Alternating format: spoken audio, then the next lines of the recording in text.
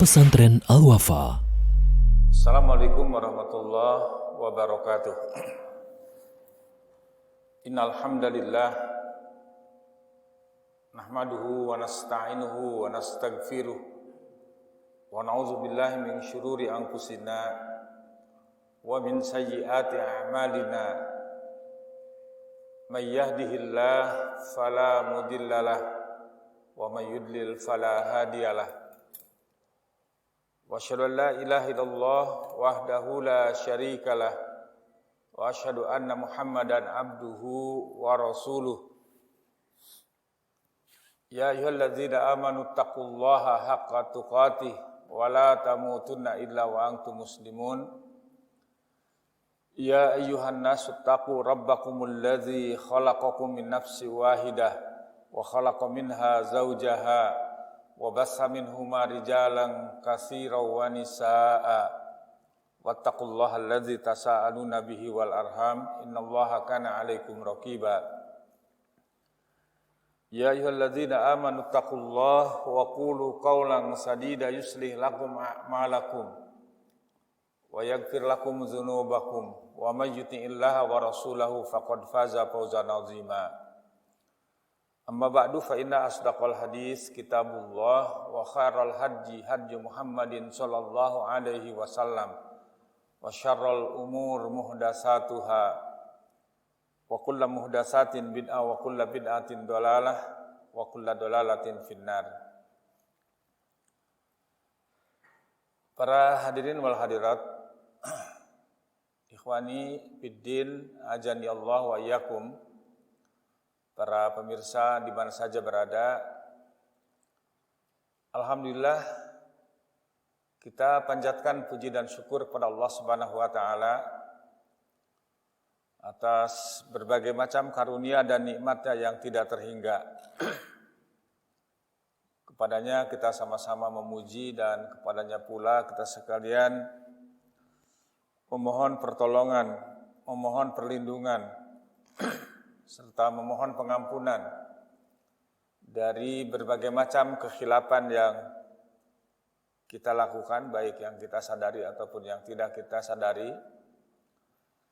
Juga hanya kepada Allah kita berlindung dari kejahatan hati kita dan dari kejahatan aktivitas kita. Barang siapa yang mendapat petunjuk dari Allah, ketahuilah tidak ada seorang pun dan kekuatan apapun yang akan sanggup untuk menyesatkan kembali. Demikian juga barang siapa yang karena ulah dan tingkahnya tetap ada dalam kesesatan, tidak ada ikhtiar, tidak ada usaha yang sungguh-sungguh untuk melakukan perubahan dalam dirinya, ketahuilah tidak ada seorang pun dan kekuatan apapun yang akan sanggup menjadi penolong untuk menunjukkan ke jalan yang benar. Mari kita segarkan kembali dua kalimat syahadat yang menjadi pilar utama keislaman kita masing-masing. Dua komitmen yang tidak pernah boleh berubah walaupun sedetik. Yakni bersaksi bahwasanya tidak ada Tuhan yang hak untuk diibadahi kecuali Allah Subhanahu wa taala. Dan bersaksi bahwasanya Nabi Muhammad sebagai hamba dan utusannya. Semoga salawat dan salam dicurahkan kepada beliau, kepada keluarganya, sahabatnya, dan juga kepada umatnya yang setia mengikuti petunjuk beliau dengan baik sampai hari kiamat. Kita awali kajian pagi ini dengan berdoa kepada Allah Subhanahu wa taala, mengulangi apa yang sudah kita panjatkan ketika ba'da salat subuh.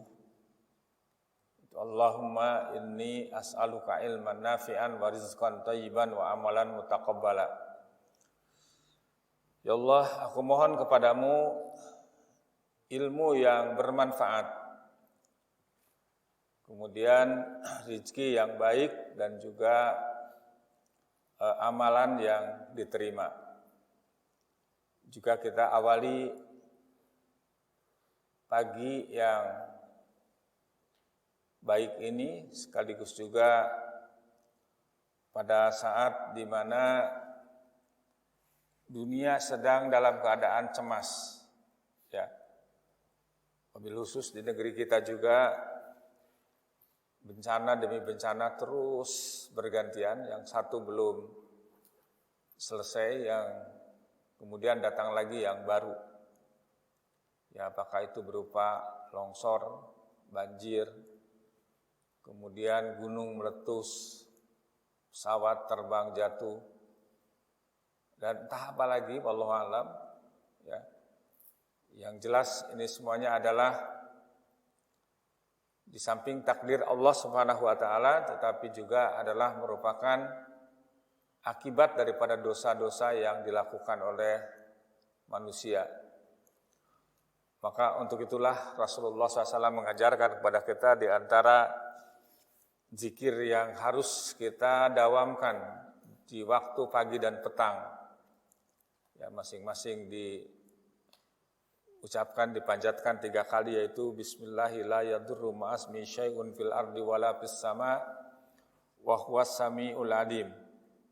Bismillahilladzi la yadurru ma'asmi syai'un fil ardi wala fis sama wa huwas sami'ul alim. Bismillahilladzi la yadurru ma'asmi syai'un fil ardi wala fis sama wa huwas sami'ul alim. Dengan menyebut nama Allah dan dengan sebab namanya, tidak ada sesuatu pun di bumi maupun di langit yang dapat membahayakan, mendatangkan madarat, dan Dia Maha mendengar lagi Maha mengetahui. Jadi apa yang Allah takdirkan itu bukan sesuatu yang baru terjadi, tetapi sudah Allah catat 50.000 tahun sebelum langit dan bumi diciptakan. Ya, dan semua manusia termasuk kita, termasuk saya, semuanya sudah tercatat di Lauhul Mahfuz tentang amal kita, ajal kita, rizki kita, kemudian juga apakah akan masuk surga ataupun masuk ke dalam neraka. Itu sudah merupakan takdir Allah Subhanahu wa taala yang tidak akan bisa dirubah.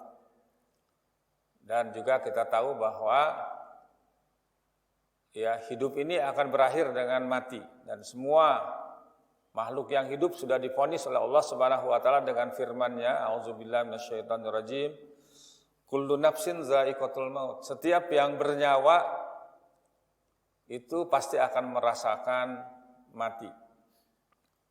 Ya, makanya dalam kondisi seperti sekarang ini, ya, juga sudah banyak saudara-saudara kita yang mendahului kita,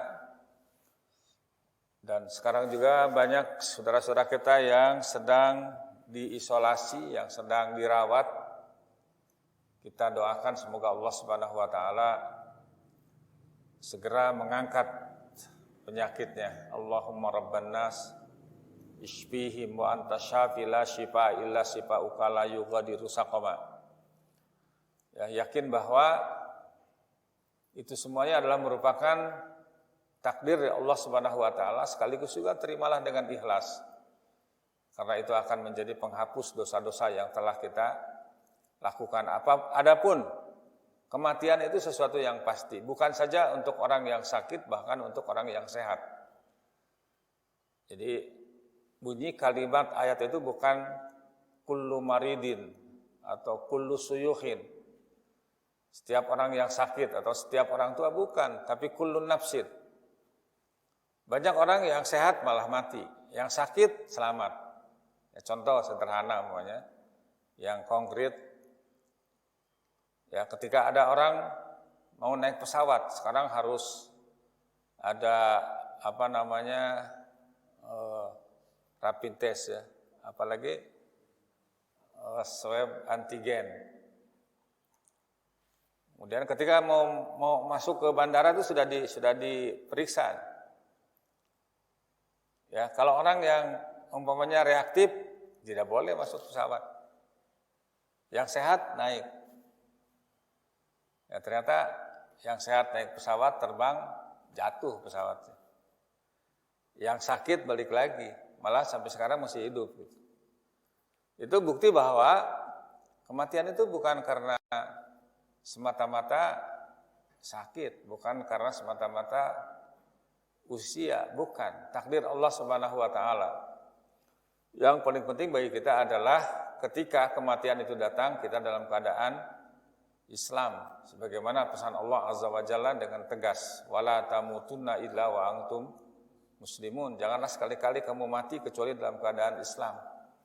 Sehingga kita semuanya ingin menghadap Allah Subhanahu wa taala dalam keadaan husnul khatimah. Ya, banyak sekarang saudara-saudara kita, ada beberapa orang yang saya kenal juga ternyata terpapar COVID, diisolasi, sudah negatif malah meninggal. Itu satu bukti bahwa kematian itu adalah otoritas Allah Azza wa Jalla. Ya. Ta'addadatil asbab wal mautu wahid wa man lam yamut bisayf mata bi ghairihi. Banyak penyebab kematian dan mati itu hanya satu, pasti. Barang siapa yang tidak mati dengan pedang, maka akan mati dengan sebab yang lainnya. Barang siapa yang tidak mati karena corona, akan mati juga.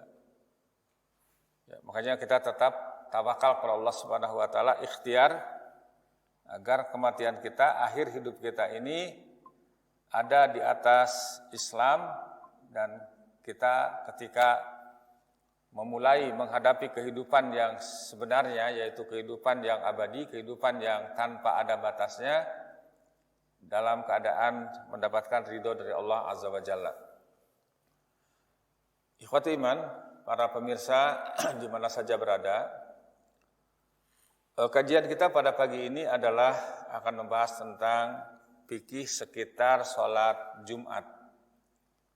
Ya, setelah kita membahas tentang bagaimana wudhu Rasulullah SAW, bagaimana bersuci Rasulullah SAW, bagaimana sholat Rasulullah SAW, apakah itu sholat munfarid ataupun sholat berjamaah, dan terakhir adalah sholat bagi musafir, orang yang sedang ada dalam safar.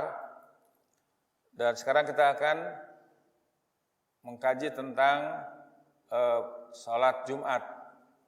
Di antaranya diambil dari kitab Al-Waziz fi Fiqh Sunnah wal Kitabil Aziz, karya Fadilatul Syekh Abdul Azim Badawi, Dr. Abdul Azim Badawi Khalafi, hafizahullah ta'ala, salah seorang dosen senior di Al-Azhar University di Mesir.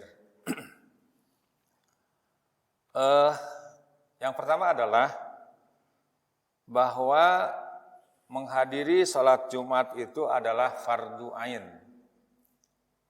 Kan fardu itu ada dua, ada fardu ain, ada fardu kifayah. Fardu ain adalah satu kewajiban yang tidak bisa diwakilkan, satu kewajiban yang tidak bisa didelegasikan. Itu tuntutan per individu, per kepala. Ya, kalau kata orang kulon itu kewajiban anu notok kasaban babatok.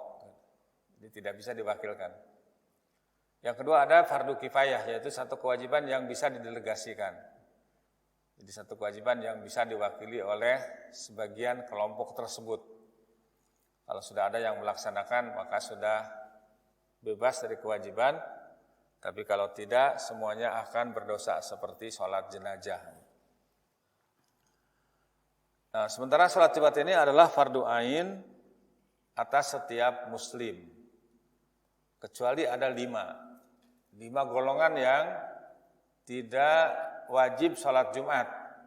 Ya, tapi nanti akan kembali kepada sholat yang pokok, sholat duhur. Yang pertama adalah budak, hamba sahaya. Yang kedua perempuan.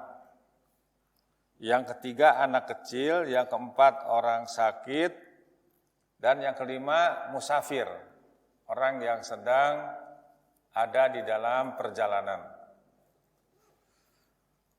Adapun ayat yang memerintahkan sholat Jumat itu, yakni di surat Al-Jumu'ah, ya, surat yang ke-62 ayat 9.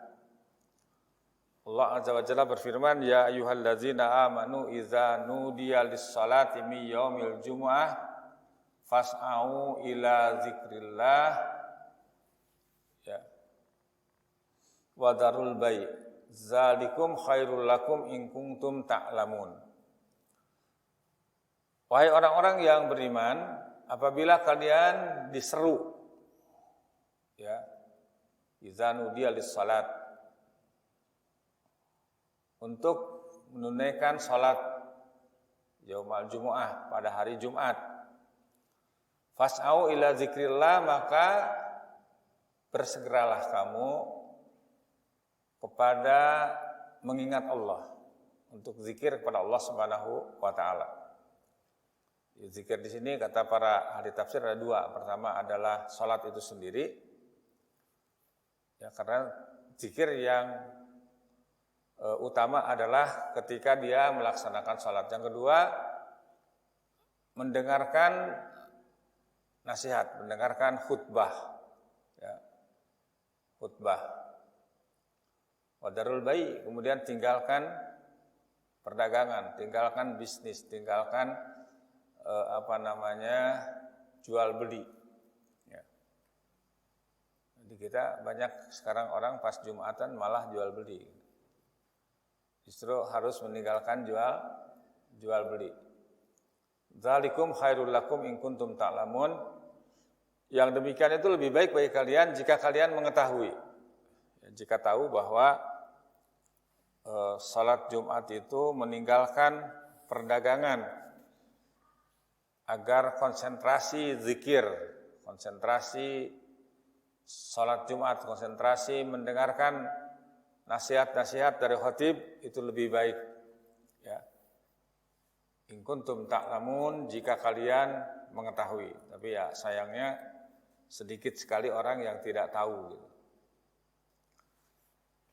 Kemudian juga hadis-hadis yang menjelaskan tentang kewajiban salat Jumat dan pengecualian adalah hadis sahih yang diriwayatkan oleh Imam Abu Daud, Imam Al-Baihaqi, Imam Al-Hakim, Imam Ad-Darqutni dari sahabat Tariq bin Syihab radhiyallahu anhu dari Nabi sallallahu alaihi wasallam, beliau bersabda, al-jumu'atu haqqun wajibun ala kulli muslimin fi jama'atin illa arba'ah.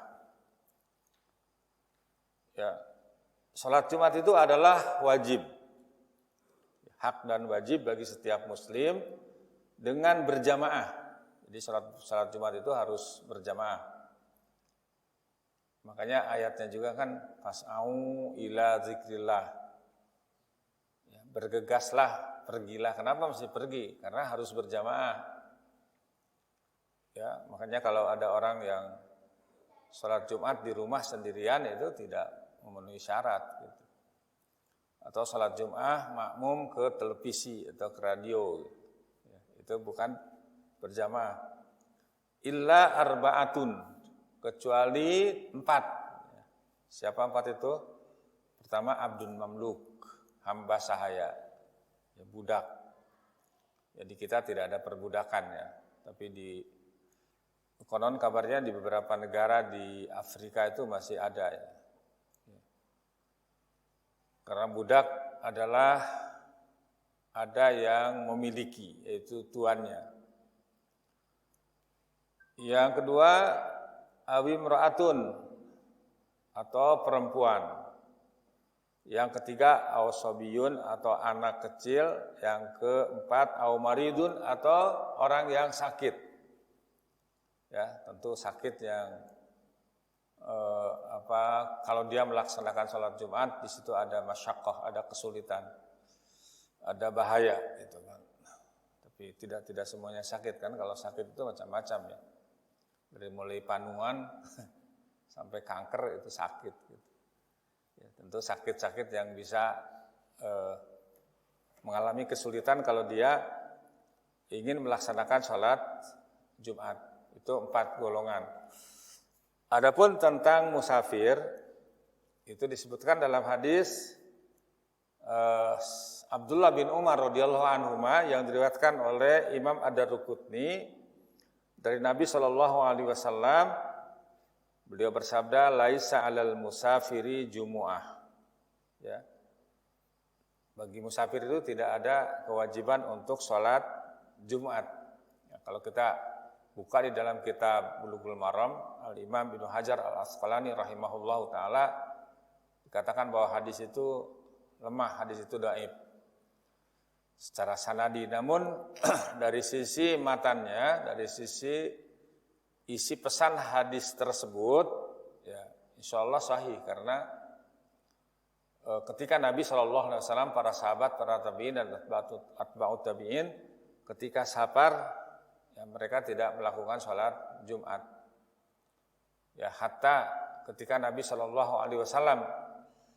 haji, itu haji wada, itu kan hari Jumat. Beliau tidak sholat Jumat, tetapi sholat duhur dan asar, jamak takdim, qashar di Arafah. Demikian juga di Mina itu ketika hari-hari tasyrik, ayyamut tasyrik, itu tidak ada sholat Jumat. Jadi ya karena ya apalagi sekarang mungkin yang ada di Mina itu seluruhnya dikategorikan sebagai musafir karena tidak ada penduduk, ya. Karena tidak ada penduduk di kota Mina. Ya kalau dulu yang saya tahu itu sampai tahun 1994 masih banyak penduduk Mina di situ. Ya, sehingga mereka tetap punya kewajiban untuk melaksanakan sholat Jumat. Itu yang 5 golongan yang tidak wajib sholat Jumat tetapi kembali melakukan sholat zuhur. Nah, sekarang bagaimana kalau dia ikut sholat Jumat kepada mukimin, tetap sah? Ya, atau dia tetap melaksanakan sholat Jumatan gitu. Ya, seperti kalau orang yang naik kapal di laut, ya karena kapal-kapal besar itu kan di situ juga ada masjidnya. Kemudian mereka melakukan sholat Jumat, apakah sah? Para ulama mengatakan tetap sah. Tapi pada dasarnya mereka tidak wajib untuk melaksanakan sholat Jumat. Kemudian juga beberapa hadis yang menjelaskan tentang perintah untuk melaksanakan sholat Jumat. Di antaranya hadis sahih yang diriwayatkan oleh Imam Muslim dan yang lainnya dari sahabat Abu Hurairah radhiyallahu anhu dari Nabi sallallahu alaihi wasallam. Beliau bersabda, "Man igtasala tsumma atal jumu'ata fa shalla ma qaddara lahu tsumma ansata hatta yaprugha min khutbatihi tsumma yusallimahu ghufira lahu ma bainahu wa bainal jumu'atil ukhra." Wa fadlu salasati ayyam. Barang siapa yang mandi kemudian datang ke masjid untuk sholat Jumat, lalu sholat itu sholat namanya sholat intidor. Jadi sholat untuk ya menunggu imam datang. Jadi disebutkan fasalla ma qaddara lahu. Kemudian dia sholat semampunya gitu. Dia sholat, setelah sholat makanya dia tilawatul Quran, sholat lagi, gak apa-apa itu. Kemudian diam ketika imam naik ke mimbar. Kemudian sholat bersama imam berjamaah, sholat Jumat. Maka itu yang dilakukan akan menghapus dosa-dosa sepekan yang telah lalu. Jadi Rasulullah SAW bersabda, "Ghufira lahu ma bainahu wa bainal jumu'atil ukhra." Jadi akan diampuni dosa-dosanya yang terjadi antara Jumat itu dengan Jumat berikutnya. Wa fadlu salasati ayyam. Ya, ditambah dengan 3 hari. 10 hari itu akan diampuni dosa-dosanya, yaitu tentu saja as-shaghair, dosa-dosa kecil gitu. Karena dosa-dosa besar itu harus melalui taubatan nasuha. Kemudian juga hadis yang umum ya, yang diriwayatkan oleh Imam Muslim, Imam At-Tirmidzi dan yang lainnya dari Nabi sallallahu alaihi wasallam juga melalui sahabat yang mulia Abu Hurairah radhiyallahu anhu. Beliau bersabda, as-shalawatul khamsu wal jumu'atu ilal jumu'ati wa ramadan ila ramadan mukaffiratun ma bainahunna idajtunibatil kabair. Di sabda Nabi SAW, salat 5 waktu, salat Jumat ke Jumat berikutnya, dan puasa Ramadan ke Ramadan yang berikutnya. Ya mudah-mudahan kita bisa ketemu lagi bulan Ramadan, insya Allah berapa hari lagi? Kurang dari 100 hari.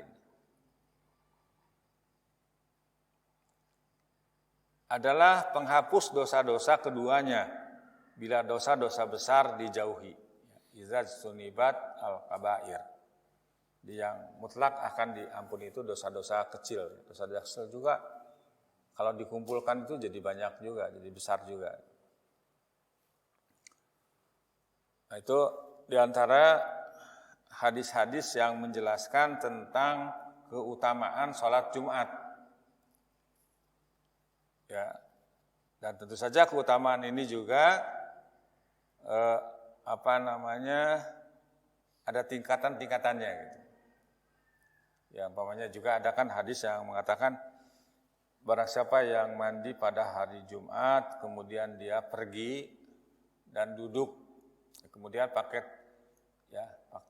tatoyub, pakai parfum, ya, bagi laki-laki, kemudian duduk di saf yang pertama, maka dia akan memperoleh pahala seolah-olah berkurban dengan unta. Kemudian yang saf kedua dengan sapi, saf yang ketiga kambing, saf yang keempat ayam, saf yang kelima telur, yang keenam daun singkong. Artinya di sini bahwa ada tingkat-tingkatannya gitu kan. Cuman banyak orang yang tidak tahu gitu. Seandainya tahu keutamaan saf yang paling depan, sabda Nabi SAW, maka setiap Jumat, setiap salat berjamaah itu pasti akan diundi karena berebut. Ya, ini banyak yang tidak datang belakangan, pulang duluan. Ya, padahal duduknya saja di situ adalah ada berbagai macam keutamaan. Ya. Kemudian itu poin yang pertama tentang kewajiban tentang keutamaan sholat Jumat. Poin yang kedua adalah ancaman keras agar tidak melalaikannya. Ya. Di antaranya dalam hadis sahih yang diriwayatkan oleh Imam Muslim dan Imam An-Nasa'i dari sahabat Abdullah bin Umar dan Abu Hurairah radhiyallahu anhum, bahwa keduanya mendengar Rasulullah SAW bersabda, ya, jadi sami'a Rasulullah sallallahu alaihi wasallam yaqulu ala a'wadi mimbarihi, bahwa sahabat Abdullah bin Umar dan Abu Hurairah pernah mendengar Rasulullah SAW bersabda sedang beliau bersandar pada tongkat di atas mimbarnya. Jadi di mimbar ada tongkat, itu salah satu sunnah juga. Apa kata beliau? Layan tahiyanna aqwamun anwad ihimul jumu'at aw la yahtimannallah ala qulubihim summa la yakununna minal ghafilin. Adalah orang-orang itu benar-benar berhenti dari meninggalkan sholat Jumat, atau Allah benar-benar menutup rapat hati mereka, kemudian mereka benar-benar akan menjadi orang-orang yang lalai. Ya, waliyadzubillah. Kemudian hadis yang kedua juga hadis yang diriwayatkan oleh Imam Muslim dari Abdullah radhiyallahu anhu bahwasanya Nabi SAW bersabda, ya, anna Nabiya sallallahu alaihi wasallam qala li qaumin yatakhallafuna 'anil jumu'ati laqad hamamtu an amura rajulan yusalli bin nas summa uharrika ala rijalin yatakhallafuna 'anil jumu'ati buyutahum. Kata beliau SAW, sungguh aku benar-benar hendak menyuruh seseorang menjadi imam untuk orang-orang, kemudian aku akan membakar rumah orang-orang yang meninggalkan sholat Jumat. Ini berarti meninggalkan sholat Jumat dengan sengaja tanpa ada uzur, itu dosa yang besar. Kemudian juga hadis yang lain, hadis sahih riwayat Imam Abu Dawud, Imam At-Tirmidzi, An-Nasa'i, Ibnu Majah, dan yang lainnya dari Abi Ja'di Ad-Damri radhiyallahu anhu bahwasanya Rasulullah SAW bersabda, man taraka salasa juma'in tahawunan biha taba'allahu ala qalbi. Barang siapa yang meninggalkan salat Jumat 3 kali karena melalaikannya, niscaya Allah akan menutup hatinya. Ini meninggalkannya itu karena tahawunan, karena melalaikan. Sebab sampai sekarang ini ada orang yang beberapa bulan belum sholat Jumat. Ya mudah-mudahan bukan karena melalaikan, ya karena ada uzur, ya karena saking takutnya oleh virus corona atau termasuk zona merah. Ya walniyazubillah, ya, alhamdulillah ala kulli hal. Sekarang ini juga wallahu alam, bahkan beberapa pondok pesantren, ya tentu ini juga bukan sebuah kesengajaan, sudah membuat jadwal. Ya, pesantren-pesantren sunnah yang besar-besar sudah buat jadwal tanggal 11 Januari anak-anak harus masuk. Kemudian tiba-tiba ditunda lagi sampai tanggal 29 Januari, mulai Februari masuk. Kemarin saya dengar juga ada yang menunda lagi tanpa batas waktu yang tidak ditentukan. Ya Allah alam. Semoga Allah Subhanahu wa taala segera mencabut wabah ini. Sebenarnya kita sudah rindu dengan santri, sudah rindu untuk duduk di majelis ilmu, untuk halaqah bersama. Ya. Tapi qadarullah ma syafa'al, itulah yang Allah kehendaki. Ya. Sampai kata Ustadz Sadriandi semalam, kalau corona 2 tahun lagi mungkin akan ganti profesi dari jadi ustadz jadi dagang sabun. Ya, Allah alam. Ya, semoga itu semuanya tidak terjadi, ya, karena itu semuanya adalah merupakan takdir Allah Subhanahu wa taala, ya, yang bukan hanya kita yang menghadapi, tetapi juga hampir seluruh penduduk bumi ini sedang diuji oleh Allah Azza wa Jalla. Kemudian hadis yang lain juga diantaranya tentang ancaman keras bagi orang yang tidak melakukan salat Jumat. Ya, ini hati-hati jangan sampai melalaikannya. Dari sahabat Usamah bin Zaid radhiyallahu anhu dari Nabi SAW, beliau bersabda, man taraka salasa jumu'at min ghairi uzrin kutiba minal munafiqin.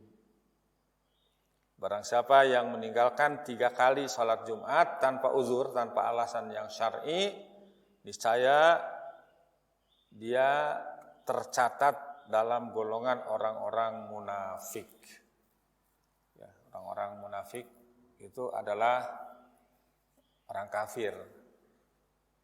Dan orang munafik itu lebih berbahaya daripada orang kafir. Ya. Orang munafik itu juga kalau kita lihat di dalam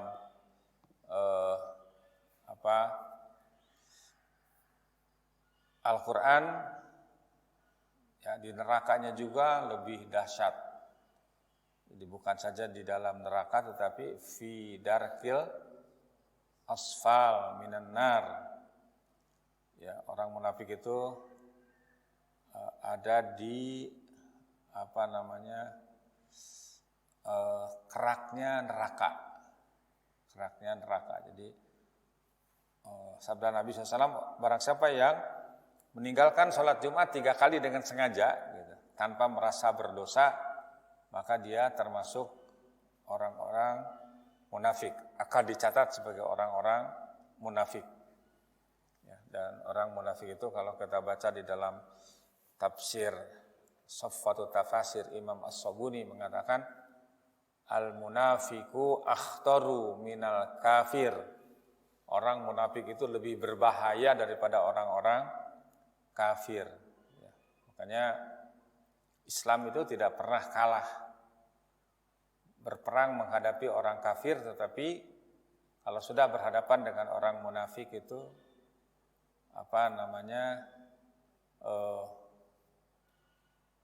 pasti orang Islam akan kalah. Dan itulah yang dilakukan oleh musuh-musuh Islam sepanjang zaman. Ya, contoh umpamanya pelajaran untuk kita ya, agar jangan sampai bisa dimanfaatkan untuk dipecah belah antara kita dengan sesama muslim. Ya. Dan itu kalau kita melihat kekalahan kaum muslimin dari tentara Tartar itu, ya, bagaimana jengiskan memberikan pelajaran kepada kita ketika umat Islam diserang oleh tentara Tartar, hampir seluruh wilayah Islam berhasil dijajah. Di antara yang pertama kali dijajah itu wilayah Khorasan yang bertetangga dekat dengan Mongol waktu itu. Pada mulanya di Khorasan itu Tartar tidak berdaya menembus pertahanan umat Islam di kota Bukhara.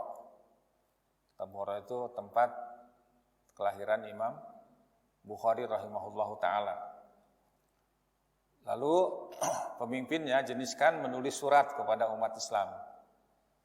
Di suratnya itu, barang siapa yang menyerahkan senjata dan berada di sisi tentara Tartar akan selamat, tapi barang siapa yang enggan, mereka akan kami buat menyesal. Yang istiqomah di atas Islam diancam.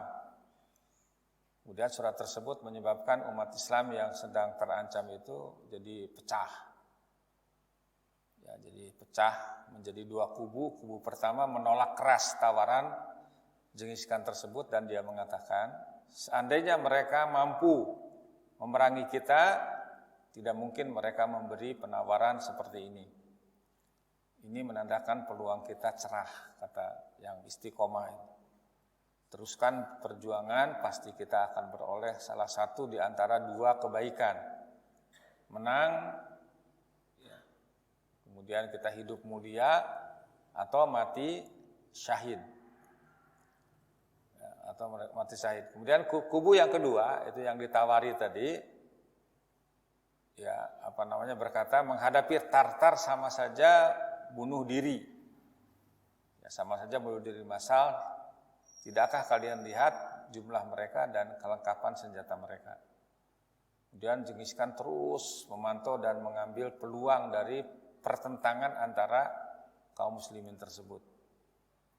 Sehingga tawaran tersebut menyebabkan pihak kedua ya, bergembiralah, berbinar-binar, dapat bantuan, dapat sumbangan. Ya, mereka menyambutnya tanpa rasa bersalah sama sekali. Mereka bersedia memerangi saudara kaum muslimin, ya, memusuhi kaum muslimin. Terjadilah saling membunuh antara kaum muslimin. Jadi tentara Tartar itu tepuk tangan aja. Ya. Nah, ternyata setelah mereka menang, apa yang dijanjikan itu semuanya tidak diberikan. Bahkan kaum muslimin yang pro kepada mereka pun habis dibunuhnya. Gitu. Itu diantara bahaya orang-orang munafik. Di antara cirinya adalah orang-orang yang melalaikan menghadiri sholat Jumat. Ini harus hati-hati ya. Kalau tidak ada uzur syar'i, kita harus tetap berusaha untuk melaksanakan sholat Jumat. Kemudian poin yang ketiga adalah waktu sholat Jumat. Waktu pelaksanaan sholat Jumat adalah waktu sholat zuhur. Tapi ada ulama yang mengatakan boleh dilakukan sebelumnya. Ini berdasarkan hadis riwayat Imam Abu Dawud ya, dan juga yang lainnya dari Anas bin Malik radhiyallahu anhu bahwasanya Nabi SAW kana yusallil jumu'ata hina tamilu syams. Ya, bahwasanya Nabi SAW biasa sholat Jumat ketika matahari tergelincir, bergeser ke arah barat. Jadi ini yang paling kuat. Jadi pas sudah masuk waktu zuhur. Itu diantara hadis yang menjelaskan tentang waktu sholat Jumat.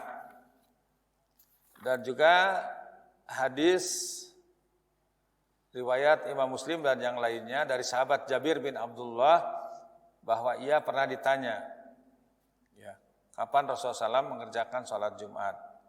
Beliau menjawab adalah beliau sholat Jumat, kemudian kami pergi ke onta-onta kami, lalu kami mengistirahatkannya ketika matahari tergelincir ke barat. Jadi tapi ini ada khilaf, itu sebuah penafsiran yang membolehkan salat Jumat sebelum masuk waktu zuhur. Wallahu a'lam bishawab.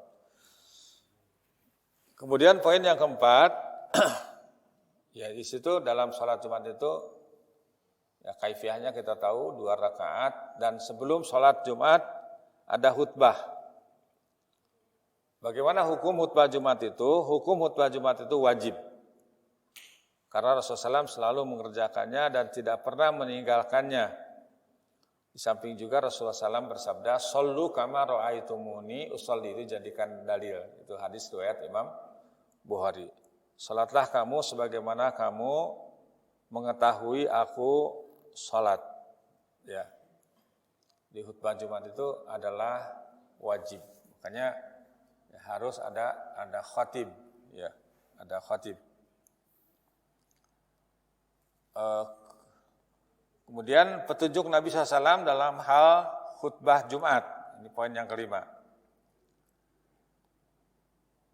Karena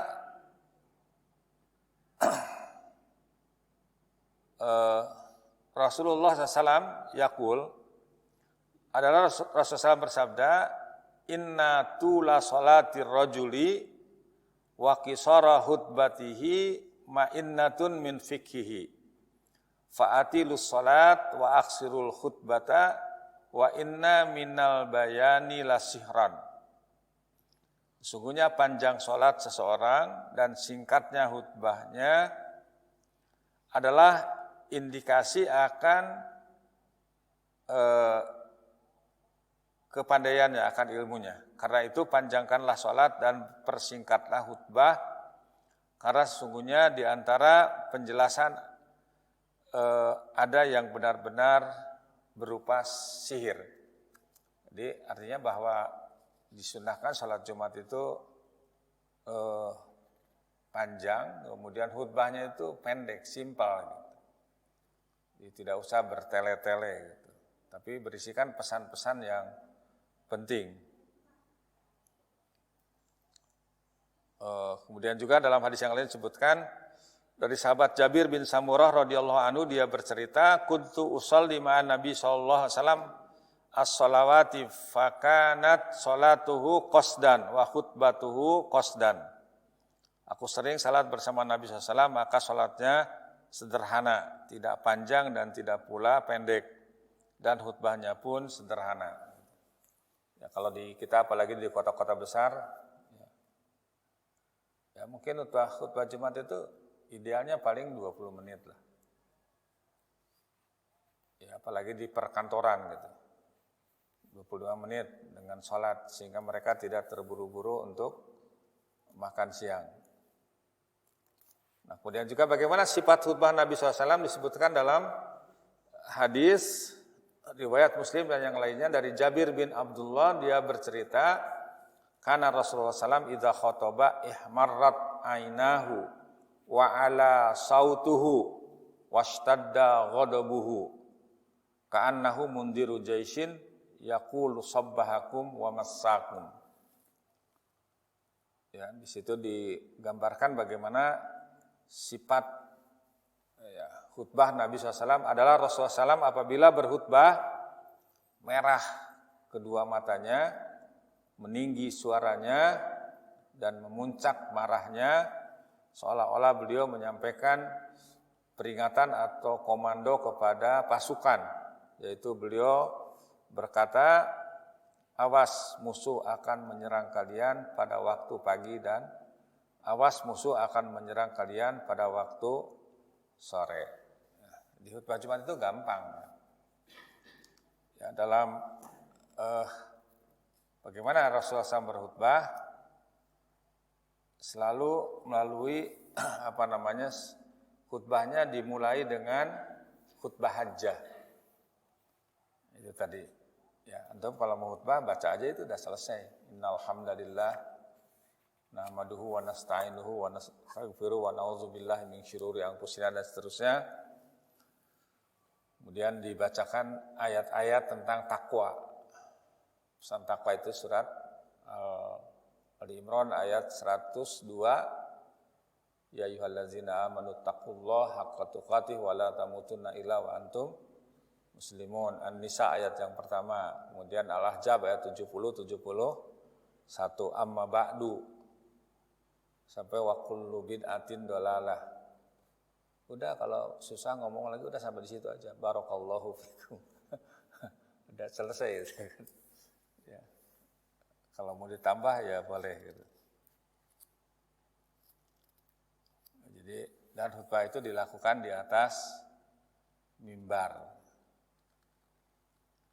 Kemudian wajib diam dan haram berbicara ketika khatib sedang berkhutbah.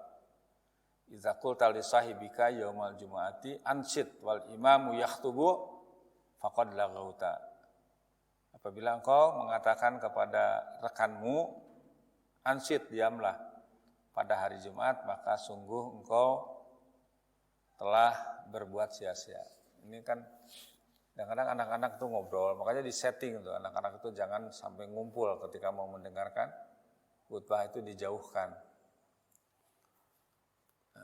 Karena kita tidak boleh melarang dia ansit. Bagaimana kalau di pangku aja?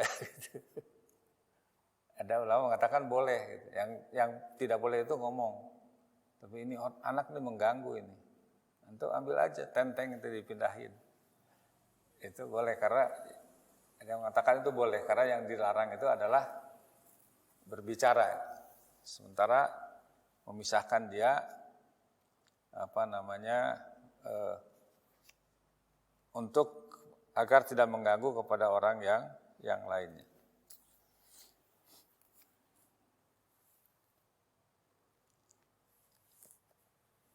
Jadi kemudian poin yang berikutnya, kapan makmum dianggap mendapat sholat Jumat? Sholat Jumat ada 2 rakaat secara berjamaah.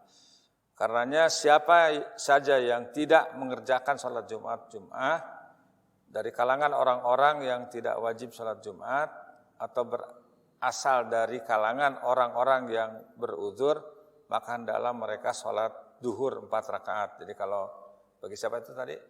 Hamba sahaya, perempuan, kemudian orang sakit, ya kalau anak-anak yang belum mukallaf tentu ya lebih bagus. Bagi musafir ya kembali sholat duhur. Dan barang siapa yang mendapatkan 1 rakaat dengan bersama imam, berarti dia mendapatkan sholat jamaah Jumat. Man adraka rakaatan min sholatil Jum'ati faqad adraka sholat. Jadi barang siapa yang mendapatkan 1 rakaat dari sholat Jumat, maka sungguh ia telah mendapatkan sholat jamaah Jumat. Jadi umumnya kalau terlambat dia dapat 1 rakaat, dia dibolehkan untuk dia masih tetap mendapatkan sholat Jumat. Jadi itulah poin-poin yang berkenaan dengan sholat Jumat, dan masih banyak masalah-masalah yang lain yang berkenaan dengan sholat Jumat. Sampai di situ dulu karena waktu juga yang membatasi kita. mudah-mudahan bermanfaat. Kita akhiri dengan tasbih kafarah. Subhanakallahumma bihamdik asyhadu an la ilaha illa anta astaghfiruka wa atubu ilaik. Wassallallahu ala Muhammadin wa ala alihi washabbihi wasallam wa akhiru da'wana walhamdulillahirabbil alamin. Assalamualaikum warahmatullahi wabarakatuh.